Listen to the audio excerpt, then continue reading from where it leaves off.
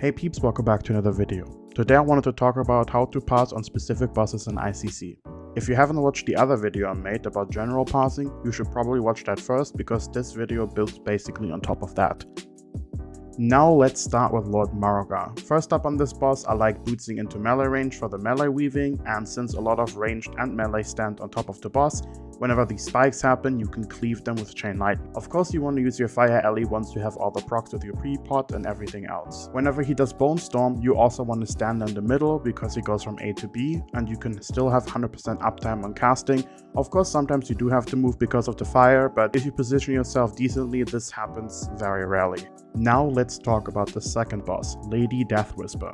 For this boss, you want to also use your fire ELE with the procs at the start. Of course, try not to get mind controlled, not much you can do if you do, but if you get mind controlled a lot, the pass is basically already over. Make sure you cleave the adds if they get tanked on the boss, and if they don't get tanked on the boss, you know where they spawn, so make sure you can actually chain lightning 3 of them to get nice damage up. Whenever you go to the second phase, I like to stand somewhat away from other people, just because the ghosts spawn, and when the ghosts chase someone else, they have to run. If you stand somewhere alone, they basically won't bother you unless the ghost is targeting you. Now we talk about Gunship. You want to fire ELE on the portal where the adds spawn. Personally, I don't really like jumping over that much because it's only one add you have to kill. Of course, if you need a lot of damage on it, because people that jump over don't do a lot, you should jump over. But I like standing on the boat and killing the adds that spawn. Once they're dead, usually the mage is also dead, and you could continue chain lightning the gunners who stand in front of the ship for extra damage. Now for Fang.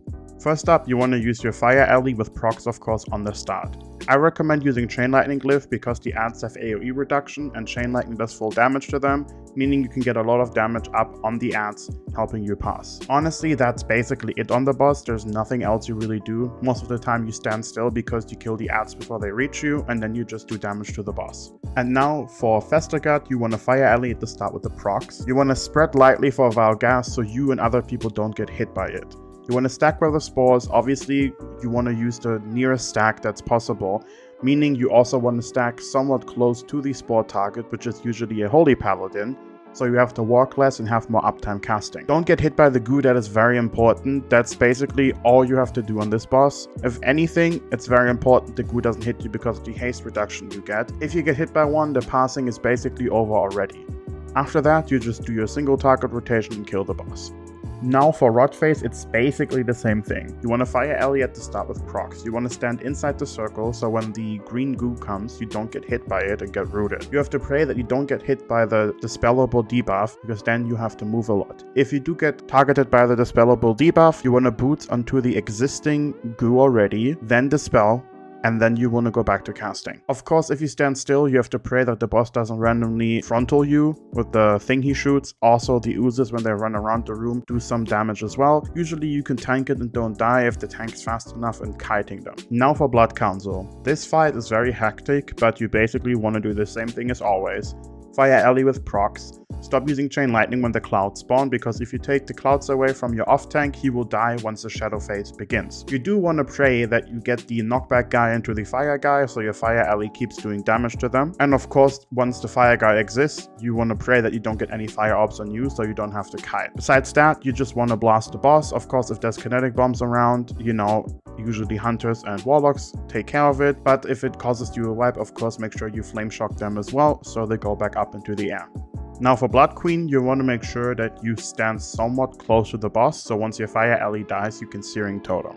Make sure you use your Tremor Totem, and of course fire ELE with procs, and pray you don't get bitten early, because every single time you bite, you get a 10% damage debuff. Then as well, pray you don't get the pack because you don't want to move, but if you do, of course use your boots to quickly give them a little handshake so the debuff goes away. Besides that, just carry on blasting and kill the boss. Now for Dreamwalker, I like to put my fire ELE when I have some procs, a little off to the side wherever the adds will come in, so the fire ELE goes on them immediately and does some nice AoE damage. Besides that, you want to just blast every single thing you see in sight, and that's basically the whole boss. Now for Syndra Goa, you have two ways of playing this fight.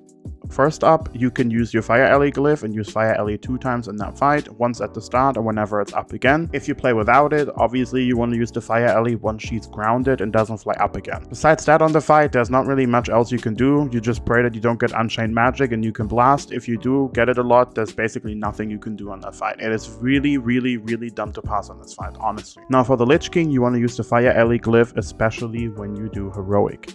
You want to use it at the start when you have procs. Then, whenever the Lich King spawns ants, you want to Chain Lightning off the Lich King to get maximum overload chance with your Chain Lightning for extra damage. Whenever you're dodging the traps, you want to use Frost Shock or Thunderstorm if you need mana. You also need to pray that you do not get the disease, because then you need to boost towards the ad and then go back. The Fire ELE I recommend using after the second Raging Spirit phase, because if you use it during the second Raging Spirit phase, Lich King does AoE damage around him, killing the Fire ELE slowly, and you don't get the full duration. That's basically it, and then you just blast the boss and kill everything on sight. And obviously hope that the Valkyries don't pick you. That's it for now. I really hope this helped you in some way, and as you can see on most bosses, it's just doing the same thing, getting a good proc, following your single target rotation, don't get picked by any mechanics, and follow the ABC, always be casting.